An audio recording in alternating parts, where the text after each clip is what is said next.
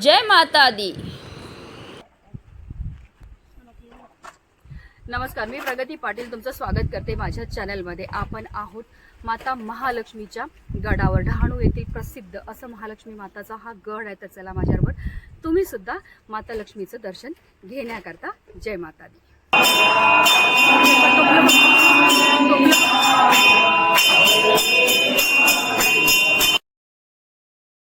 जय माता दी। बघा माझ्या समोर दिसत असेल तुम्हाला, तो आहे महालक्ष्मी माताचा गड। आणि आता आपण जाणार आहेत महालक्ष्मी माताच्या गडावर आणि माता आईचं दर्शन घेण्याकरता। तर चला माझ्याबरोबर तुम्ही सुद्धा महालक्ष्मी गडावर। जय माता दी।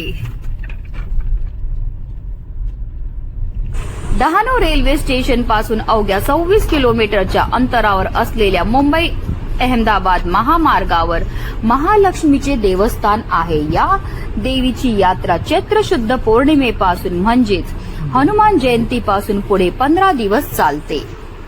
महाराष्ट्राच्या कानाकोपऱ्यापासून या जत्रेसाठी भाविक येतात। आदिशक्ती महालक्ष्मीची महाराष्ट्रात व महाराष्ट्राबाहेर अनेक ठिकाणी स्थाने आहेत। यातील एक महत्त्वाचे स्थान म्हणजे डहाणूची महालक्ष्मी। समुद्र किनारा, जंगलपट्टी आणि अप्रतिम नैसर्गिक सौंदर्याने नटलेल्या डहाणू पासून जवळपास 25 ते 30 किलोमीटरवर विवेळवेढे हे गाव महालक्ष्मीचे स्थान आहे। या मंदिराचे विशिष्ट म्हणजे या मंदिराचा पुजारी आदिवासी समाजातील आहे। या लोकात ही देवी कोळवणची महालक्ष्मी म्हणून प्रसिद्ध आहे। कोल्हापूरच्या महालक्ष्मीला गुजरातमध्ये वास्तव्य करण्याची इच्छा झाली। गुजरातमधील सुपीकता, धार्मिकता पाहण्यासाठी घनदाट जंगल, दऱ्या, डोंगर पार करत महालक्ष्मी देवी प्रवासाला निघाली। त्यामुळे त्या भागातील राक्षस दैत्यांची झोप उडाली। महालक्ष्मीला आपल्या परिसरात पाहून राक्षसांचे डोळे क्रोधाने लाल झाले। महालक्ष्मीने अवतार घेत राक्षस दैत्यांना त्रिशूळाने ठार केले। राक्षसांबरोबर झालेल्या युद्धात देवी दमली, तिला विश्रांतीची गरज भासू लागली। विश्रांतीसाठी तिची नजर जवळ असलेल्या मुसाळ डोंगरावर गेली। हेच डोंगराचे शिखर आपल्या विश्रांतीसाठी योग्य आहे। महालक्ष्मी देवीचे वास्तव्य रानशेताच्या डोंगरावर झाले अशी आख्यायिका प्रसिद्ध आहे। या मंदिराच्या जवळ असलेल्या डोंगरावर देवीचं मुख्य स्थान 2 कड्यांच्या गुहेत आहे। ज्या भाविकांना अथवा पर्यटकांना डोंगरावर चढून जायचं असेल त्यांच्यासाठी चारोटी पासून 6 किलोमीटर वरती वदवा गावातून गडावर जाण्यासाठी पायऱ्यांचा रस्ता आहे। साधारण 900 पायऱ्या चढून जाव्या लागतात। गडावर जाण्यासाठी दुसरा रस्ता पायथ्याशी असलेल्या महालक्ष्मी मंदिरापासून सुरू होतो। तर बघा तुम्हाला माझ्या मागे पाहायला मिळत असेल हा महालक्ष्मीचा गड आहे। आता काही वेळामध्येच आपण महालक्ष्मी माताच्या मंदिरामध्ये जाणार आहोत आणि इथे आता आरती सुद्धा सुरू होणार आहे। तर चला माझ्याबरोबर तुम्ही सुद्धा आरतीचा लाभ घ्या। जय माता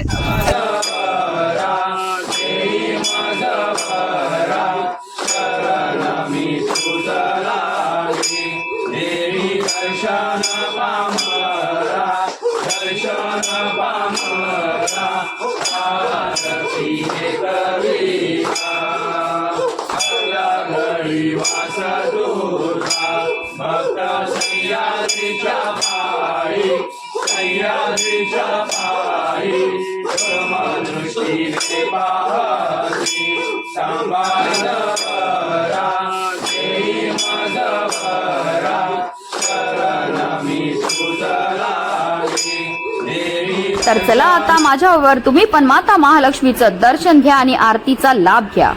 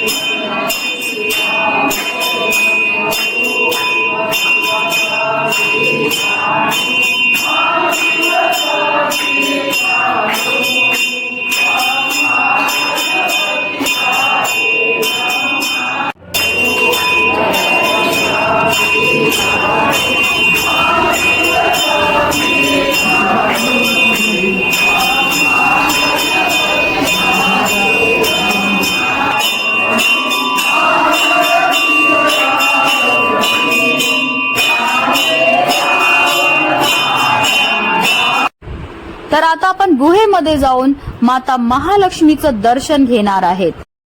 या मंदिराचा इतिहास शेकडो वर्षे जुना आहे. डोंगरावरील देवीचं मूळ वास्तव्य असलेलं मंदिर मात्र आता सुंदररित्या बांधलं गेलं आहे. मंदिराचा गाभारा सजवला गेला आहे. तसेच या मंदिराच्या जवळ असलेल्या डोंगरावरील देवीचे मुख्य स्थान 2 कडेच्या गुहेत आहे. देवीच्या डोंगरावरील स्थानावर जाण्यासाठी 200 फूट भुयारातून जावे लागते. या उंच ठिकाणी पाण्याचा झरा व कुंड आहे. विशेष म्हणजे येथील पाणी कधीच कमी होत नाही. या मंदिराचा गाभारा पश्चिमाभिमुख आहे. मूर्ती गाभाऱ्यात असून देवीचा मुखवटा दर्शनीय आहे. तो 2 फूट उंचीचा लांबट चेहऱ्याचा आहे. मुखवट्यावर चांदीचा मुकुट आणि कुंडले आहेत.